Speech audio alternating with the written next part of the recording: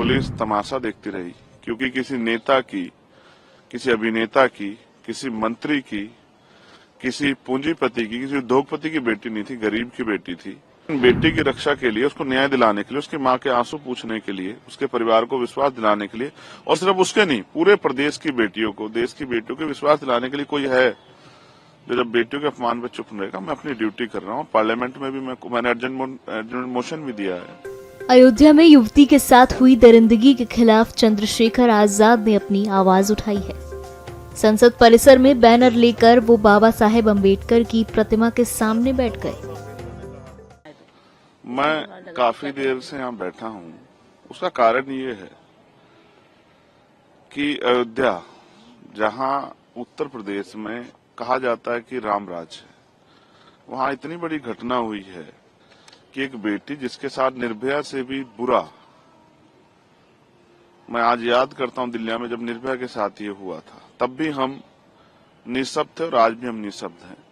उसकी टांग तोड़ दी गई, उसकी आंख फोड़ दी गई, उसको 3 दिन तक वो गायब रही। पुलिस तमाशा देखती रही, क्योंकि किसी नेता की, किसी अभिनेता की, किसी मंत्री की, किसी पूंजीपति की, किसी उद्योगपति की बेटी नहीं थी, गरीब की बेटी थी।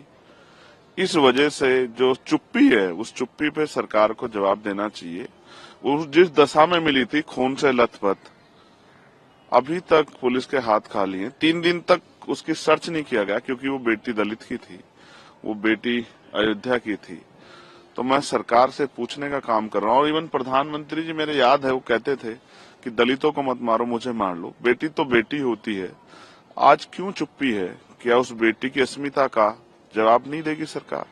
मैं यहाँ इसलिए हूँ क्योंकि बाबा साहब अम्बेडकर ने कहा था कि मैं किसी भी देश की तरक्की उस देश में रहने वाली महिलाओं की तरक्की से मापता हूँ। आज मैं सह नहीं पा रहा हूँ, क्योंकि चारों तरफ सन्नाटा है। क्यों है? जाति व्यवस्था की देन है, या मीडिया सरकारों के खिलाफ आवाज नहीं उठनी चाहिए? बहुत सारे सवाल है, उनको लेकर मैं बाबा साहब अम्बेडकर की शरण में हूँ। क्योंकि जब जब मैं कमजोर पड़ता हूँ, जब मैं दुखी होता हूँ, तो उन्हीं की शरण में जाता हूँ कि वो मुझे मेरे जो अधिकार हैं, मेरे कर्तव्य हैं, उनको पूर्ण रूप से निर्वहन करने की शक्ति दें कि मैं उनका सही प्रयोग कर सकूं। और जो शपथ मैंने पार्लियामेंट में ली थी कि मैं सभी के लिए, महिला हो, पुरुष हो, देश के हर नागरिक के हक की आवाज उठाने का काम करूंगा, मैं उसी जिम्मेदारी को निभा रहा हूँ। क्या संसद के पटल पर भी आप इस बात को उठाएंगे? मैं स्पष्ट करता हूँ, मैं वैसे मैं एक वकील भी हूँ, संसद का सदस्य होने के साथ साथ मैं मर्यादा का बड़ा पालन करता हूँ। लेकिन आज मैं खुद को रोक नहीं पा रहा हूँ, क्योंकि मेरी तकलीफ, और मैं इसमें निःशब्द हूँ, क्योंकि हम उस पावर में नहीं है कि जिन अधिकारियों ने लापरवाही की उनको सस्पेंड कर सके।